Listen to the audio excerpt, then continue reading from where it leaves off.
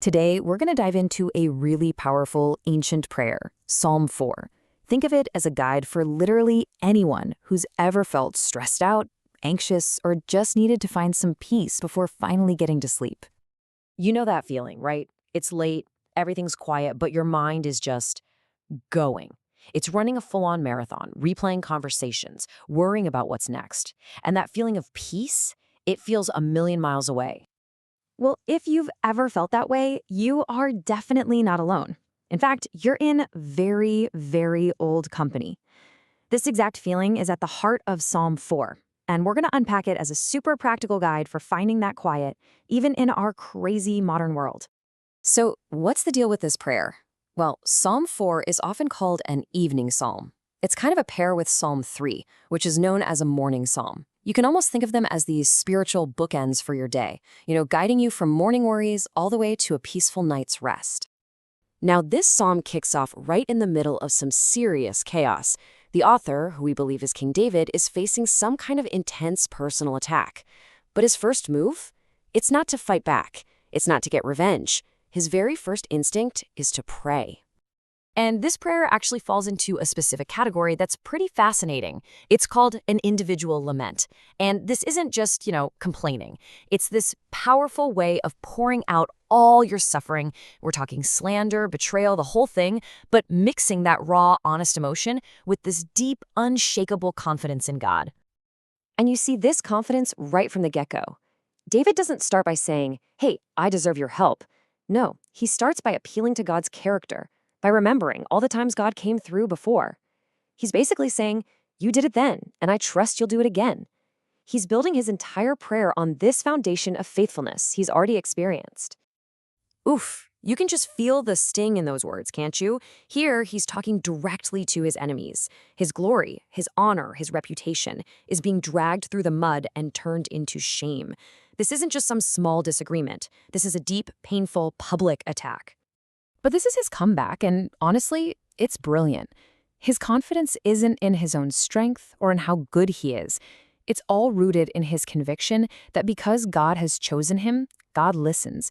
It means his sense of security isn't something he has to create himself. It comes from his relationship with God. And right here, the psalmist does something amazing. It pivots. It shifts from David's own personal crisis into this really practical, universal guide for pretty much anyone at any time who's dealing with that inner turmoil. I mean, look at this. It's like an ancient guide to mindfulness. He gives a 3-step process. First, he says it's okay to be angry. Feel the emotion, it's valid, but don't let it push you into doing something you'll regret.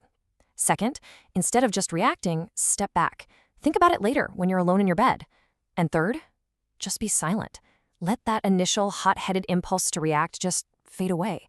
It's all about choosing reflection over reaction. So from that place of inner quiet, David then takes on one of life's biggest questions. What really makes us happy? He lays out this clear choice, showing the difference between how the world defines a good life and how he sees it. And you can see the contrast so clearly here.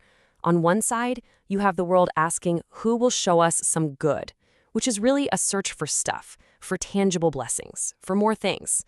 But David's answer is on a completely different level. He asks for God's presence, the light of his face. He's after a spiritual good, not a material one. So what he's saying is that he has found a happiness, a gladness, that's way better than what people feel during a huge harvest, a time of peak material wealth and security. His joy is internal. It comes from his connection with God, and it doesn't matter what's happening on the outside. And all of this, the honest prayer, the self-control, the hunt for real joy, it all builds up to the psalm's final incredible conclusion. This is the payoff. This is the journey from total distress to absolute peace. So, what can we take away from this ancient psalm for our lives right now? Well, it's basically a roadmap. When life gets overwhelming, make prayer your first stop. When you feel that flash of anger, just pause and think before you act.